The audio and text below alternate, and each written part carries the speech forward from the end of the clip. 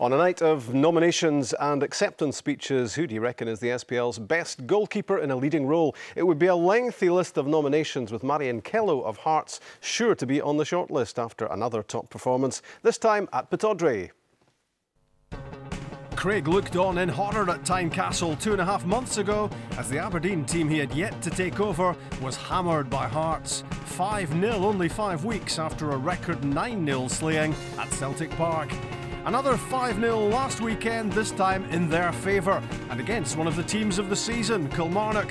For Aberdeen, it's been quite a turnaround. Craig and Archie in full charge against Hearts this time. Zander Diamond injured, Andy Considine took his place in central defence, and captain Paul Hartley returned against his old team with Derek Young dropping out. Jim Jeffries had to change nearly half the Hearts team. Black and Palazuelo suspended, Wallace Suso and Ubua injured. The 5 replacements were Craig Thompson, Roviette, Stevenson, Templeton and Driver. At Pittodrie, Liam McLeod. This game's a real barometer of how far Aberdeen have come under Craig Brown. 5-0 Hearts it was in December. Here come the Dons with Hartley. And now Aluko. And it's Aluko!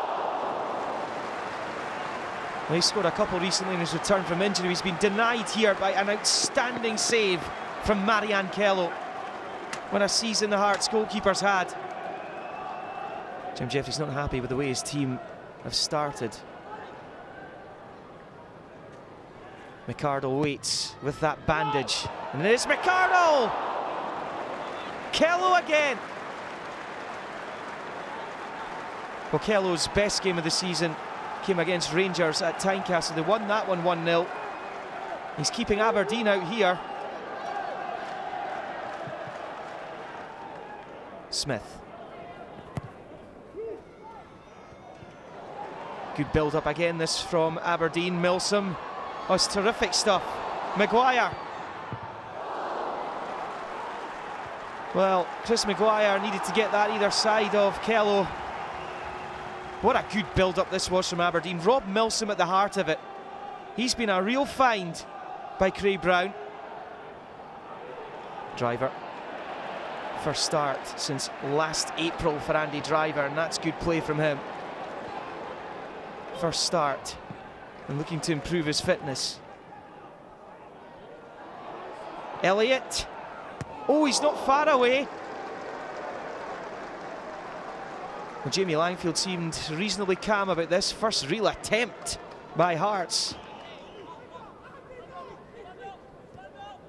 Elliott touching it back to Rudy Scatchell. Well, he was one of the main protagonists in Hearts' thumping win over Aberdeen in the capital. First Minister enjoying proceedings in the northeast. Big Hearts fan as well. A late challenge there, plays raging on. This is Ryan Jack. Through to Aluko.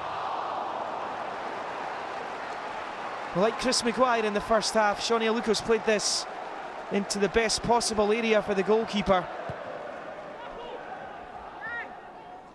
Hearts on this fantastic run, only the Old Firm have beaten them away from home. Ryan Jack, oh, it's a good run! Wrong side of the post. Well, it's good play by Ryan Jack. He's come into the first team this season, hasn't let himself down generally. Callum Elliott did well. Templeton goes down. Shake of the head from referee Mike Tumulty. Well, the Hearts bench are raging about that. McArdle was the Aberdeen player closest. Egert Jonsson with the free kick. The Hearts pressing for an unlikely winner. Now Aberdeen go up the other end. They're chasing an unlikely top 6 place. This is Maguire. Nick Blackman. Guess who? Marian Kello again. That's 20 points from 11 games you've been in charge of Aberdeen, Craig. It would have been 22, was it not, for Marion Kello there yesterday. Is he a candidate for Player of the Season? Oh, I would say so, yes. We've seen some very good goalkeeping already in the programme. McGregor had a great save for Rangers, and then, of course, we saw Darren Randolph. But I think Kello, for me, is the best goalkeeper in the league at the moment, and you know, he proved that yesterday. He was absolutely fantastic. What this also shows, of course, is the number of efforts you were having on goal. Yeah, well, I'm pleased that we made so many chances, particularly against a good team. You know, I hear, you know, Hearts were missing 1 or 2 players, but we had 5 players out through injury as well. So, you know, it was Ander Diamond in the morning of the game, and of course we've got Mackie, Foley, Fivey, and Pollitt all out as well. So, you know, I think they can't make that as an excuse for not being on top of the game.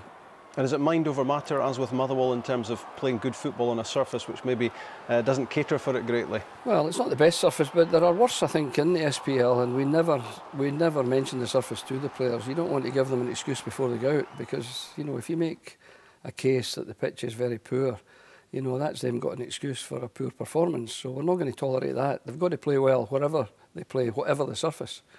Now, I gather there was a split opinion in the technical area on the penalty claim, but it wasn't the way you would think, because apparently Jim Jeffries at the time didn't think this was a penalty, and you did. You know, I'm friendly with Jim, and he's standing there, and when that happened, I looked over, I thought it was a penalty, and I said, oh, that's a penalty, Jim, and he says, no, I don't think so.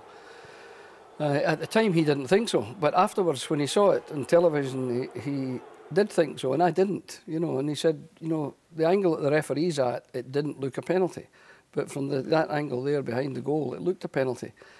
No, I still don't think it was one, but at the time I thought, oh, here we go, a penalty. And Mike Tumulty refereed the game exceptionally well, as he has done most games I've seen him do this season. So, you know, I was glad that he didn't give the penalty, and I don't think it was one.